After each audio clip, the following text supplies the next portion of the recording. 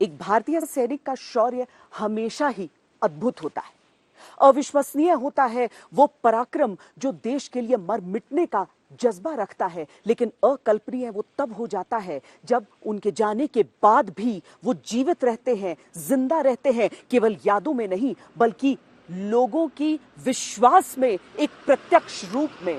आज अद्भुत, अविश्वसनीय, अकल्पनीय में हम आपको उन्हीं सैनिकों की कहानी सुनाएंगे जो दुनिया से चले तो गए पर आज भी जिंदा है।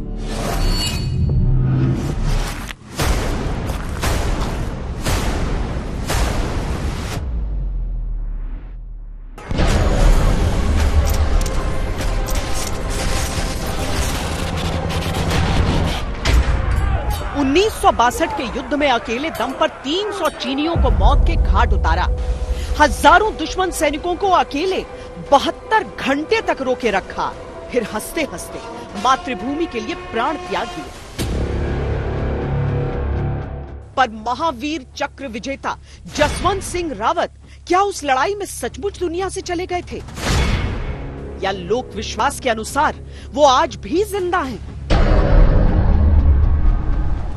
उनको पूजा जाता है भगवान जैसा। यहाँ आज भी ये माना जाता है कि यहाँ ये जिंदा है, अमर है। आज जीवित है। सुंदर पूर्व वैसे सुन रखा है मैंने जी, आज भी जीवित है, तो उनके रक्षा के लिए, देश के लिए बहुत कुछ कर रहे हैं। क्यों आज भी उनकी वर्दी सजाकर तैयार की जाती है? क्यों जूतों पर पॉलिश लगती है? क्यों बनता है बिस्तरा? क्यों राइफलमैन से उनका प्रमोशन होता रहा? वो जिंदा है तो कहाँ है? वो जिंदा नहीं तो ये प्रमाण क्या है? माहौल सा बन गया है और विश्वास, एक आस्था जो है बहुत बड़ी चीज होती है, और खासकर फौजियों के लिए आस्था एक बहुत बड़ी चीज होती है। यही कारण है, अगर आप जसवंतगढ़ जाएं आप देखेंगे कि बिस्तर लगा हुआ है, अभी भी जूते पॉलिश होते हैं, उसकी घड़ी रखी हुई है, उसकी टोपी रखी हुई है, वो पूरा जो पानी की बोतल रखी हुई, मतलब पूरा जैसे कि आज भी जसवंत जो है जिंदा है।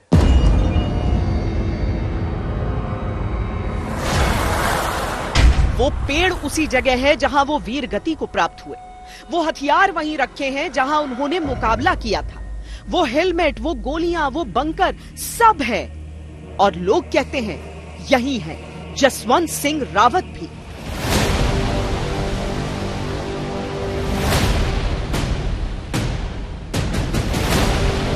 वो 1962 में अगर वीर गति को प्राप्त हुए तो रिटायर कई सालों बाद क्यों हुए? उस जंग में अगर उन्होंने सर्वोच्च बलिदान दिया तो लोग आज भी इस पते पर उन्हें चिट्ठियां क्यों लिखते हैं? क्यों मांगते हैं मन्नत? कैसे पूरी होती है मांगने वाले की मनोकामना? अरुणाचल प्रदेश के जसवंतगढ़ में जो दिखता है वो अद्भुत है, जो नहीं दिखता वो अविश्वसनीय। 60 साल बाद भी एक बलिदानी योद्धा के जीवित होने का विश्वास ही अकल्पनीय है। बात 1962 की है। तिब्बत पर अवैध कब्जा करके चीन ने भारत की भी उत्तरी सीमाओं पर अतिक्रमण कर दिया था। 17 नवंबर तक चीनी सैनिक अरुणाचल प्रदेश के तवांग में नूरानांग नाम की एक जगह तक पहुंच गए थे। यहाँ 4थी गढ़वाल राइफल्स के सैनिक तैनात थे। चीन की रणनीति हमेशा ही ये रहती है कि वो संख्या की शक्ति से विरोधी को हराए। इसीलिए हजारों की संख्या में उसने एक के बाद एक 3 लहर में आक्रमण किया। चाइनीज आर्मी ने एक दिन में 5 बार अटैक किया। पहला अटैक सुबह 5 बजे जहां की वेशभूषा मोनो पास में किया गया था और बर्बाद कर दिया।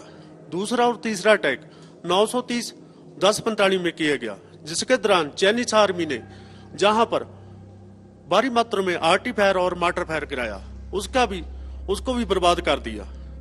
माना जाता है एडवांस करते वक्त चाइनीज आर्मी के पास 80,000 से अधिक चाइनीज सैनिक और ऑटोमेटिक वेपन के साथ एडवांस करते आ रहे थे।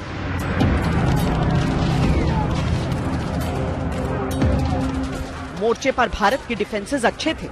भारत ने नुकसान तो झेला, लेकिन चीन को आगे बढ़ने नहीं दिया। और चौथे आक्रमण के समय तक चीन भारतीय पोजीशंस के 30 मीटर के दायरे तक पहुंच चुका था और यहां से वो मीडियम मशीन गन से ताबड़तोड़ गोलियां चला रहा था। चौथे अटैक में इन्होंने अधिक ऊंचाई पर मीडियम मशीन गन लगाकर भारी मात्रा में फायर कराया। जे हालातों को देखते हुए जहां के alpha company commander second lieutenant Surendranath Tandon ने सख्त निर्णय लेते हुए एमएमजी को बर्बाद करने का हुक्म लिया। बंदूक को खामोश करने के लिए भारत की ओर से लांस नायक त्रिलोक सिंह नेगी, राइफलमैन जसवंत सिंह रावत और राइफलमैन गोपाल सिंह गुसाई आगे बढ़े। गोलियां तेजी से बरस रही थी, पर तीनों सैनिक काफी नजदीक पहुंच गए। त्रिलोक सिंह ने कवर फायर दिया और गोपाल गुसाई और जसवंत सिंह चीनी ट्रेंच तक पहुंच गए। ग्रेनेड उछालकर चीन की पोजीशन को नष्ट कर दिया। वापस लौटते हुए राइफलमैन जसवंत सिंह ने वो मीडियम मशीन गन भी उठा ली और वापस भारतीय पोजीशन की ओर ले आए। चीनियों ने ऐसे पलटवार की अपेक्षा ही नहीं की थी। उसने अपनी रणनीति को बदला और फिर आक्रमण किया, इस बार और खौफनाक।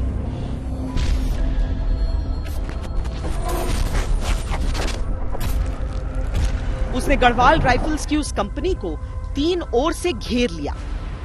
जबरदस्त गोलीबारी में भारत ने बहुत नुकसान झेला। अब मोर्चे पर अकेले जीवित बचे थे 21 साल के राइफलमैन जसवंत सिंह रावत, पर वो भी बुरी तरह से घायल हो चुके थे।